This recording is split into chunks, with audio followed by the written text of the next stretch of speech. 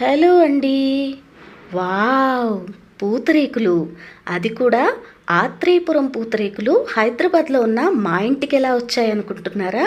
నిన్న మధ్యాహ్నం మా వారి క్లోజ్ ఫ్రెండ్ మా ఇంటికి వాళ్ళ పాప మ్యారేజ్ ఇన్విటేషన్ ఇవ్వడానికి వచ్చారండి. అదిగోండి, Ramakrishna and family childhood close friend అని రాశారు.